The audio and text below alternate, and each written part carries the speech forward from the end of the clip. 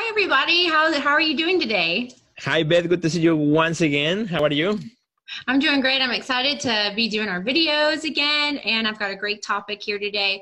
I wanted to talk to you and the people watching online about how to use your artistic voice. Awesome. I love that topic. And that's something I've been thinking about, since I came back from vacation. And, after that, just kind of, I left and I finished something and now my studio is empty. So I'm in the process of figuring out what's next. So perfect topic. That's a really great place to be in. I love really thinking about how I develop the ideas that I have. And so I wanted to talk to everyone about that today. So are you ready? Excellent. Let's do it. One of my favorite things is taking art and connecting it to audiences in a lot of different ways. And I think that when we have an idea to create artwork based on maybe something we're experiencing at the moment, or it's a call or a response to what's happening in current events, it's always a good idea to really think about the art from beginning to finish. And that's what I wanted to kind of discuss today. So for me, the first step is developing the idea. So that now I know that that's where you are right now. How does it feel to be in that space? It is, it is kind of, I always find that initial stage, sometimes a little bit scary, right? Because it's like when you decide in which direction you're going to go, right? There's nothing that is 100% secure. So you just got to pick one and then stick with that until, you complete it. So I find that stage to be always, that's when I'm more insecure usually as an artist. And actually I was sketching some things out the other day and then I saw him in the morning and I didn't like him where he was going. So it kind of drove me back again to step one. But I think that experimental, what can I say it? That experimentation phase can be really exciting. Yeah. And I think that it's good that you notice that you have fear, because what you can do is tell yourself, well, what do I know to be true? Anytime you try something new, it's going to be a little bit scary, but here's the process that I follow, like sketching it out or writing it out or talking to a friend about it. I think when you're put it out there into the world, whether verbally or, written down, it really gives that idea some power behind it where you're going to start to see it unfold. Yeah. And it works a little bit different from everybody. Like some people see something and that inspires them to go and take the step. For others, it's like that process of going back and forth, or you just never know. But it's kind of like being open to the world around you and kind of opening the receptors of your mind to grab the idea that kind of is going to compel you to take the next step. Yeah.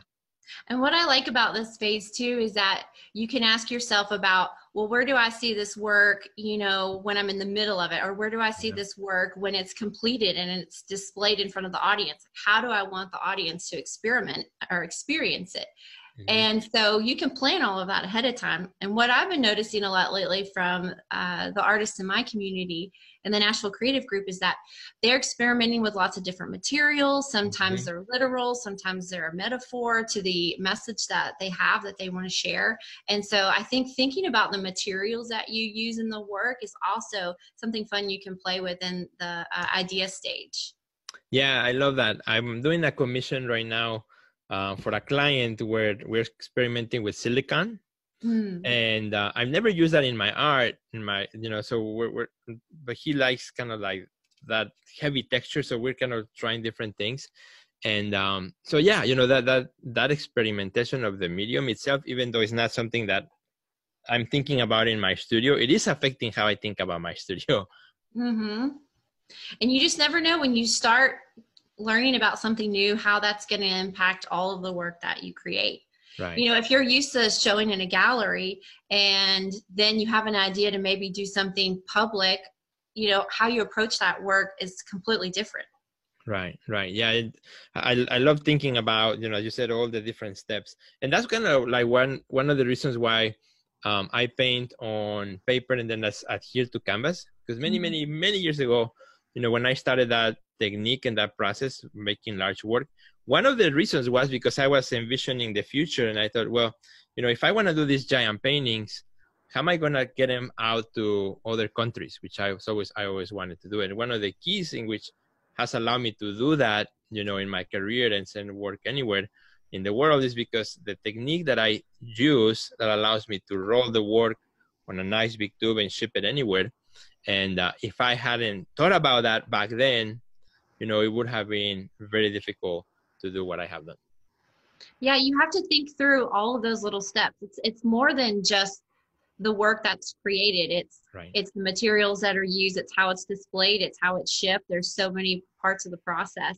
One thing that I love about doing public artwork is that you can really dream so much bigger.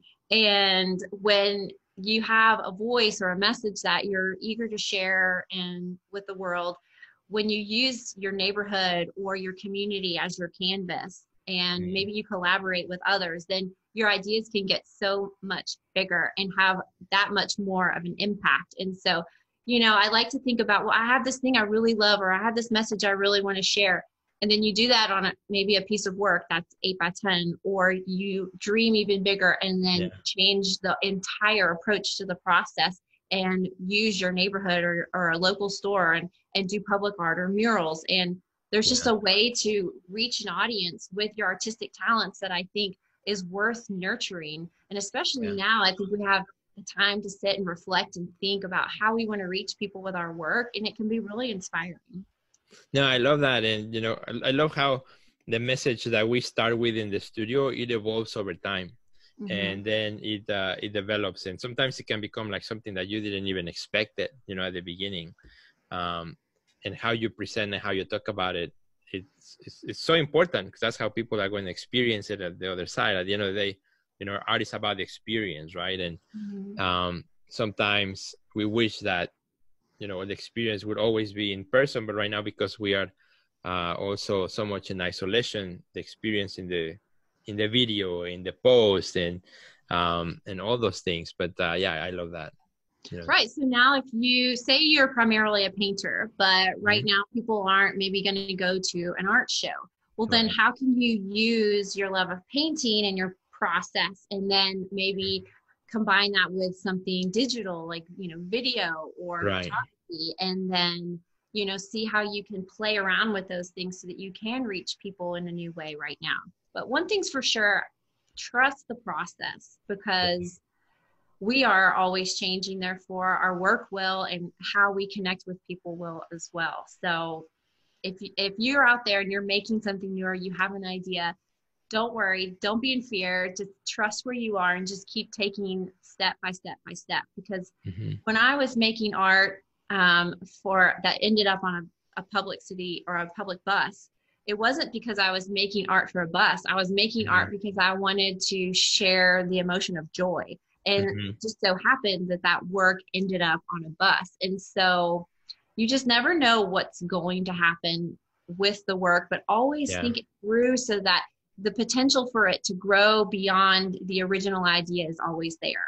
Right. Yeah, I love that. And I really liked your bus project, which I follow on social media. It was so awesome.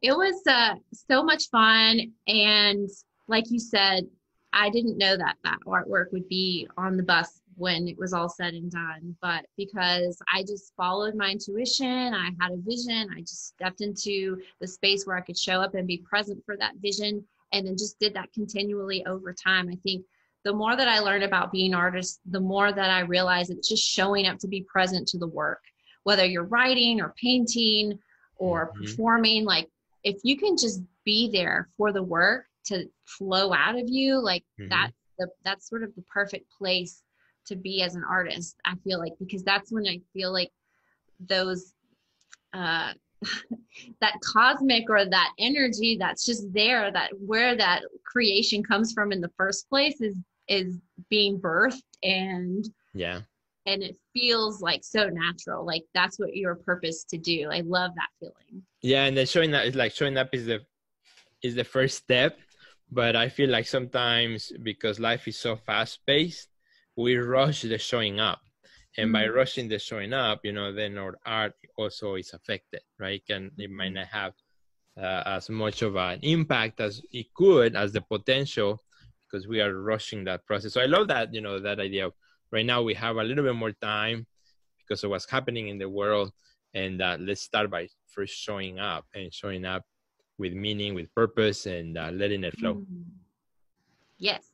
So for those of you out there who are watching, if you are starting a new project or you feel like you're really showing up for your work, we'd love to hear from you, hear what you're working on, and follow your story online, because as an artist, I just love connecting with people out there who are creating. I find it inspiring for my own practice. So awesome. We would love to hear it. Yeah, I would love to check it out.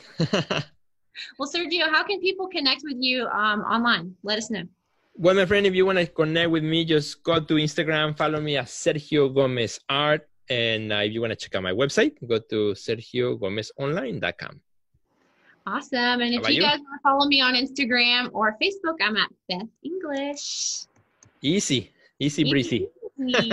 Well, I'm so glad you're here today watching us, and let us know what's on your mind, and can't wait to see you next week.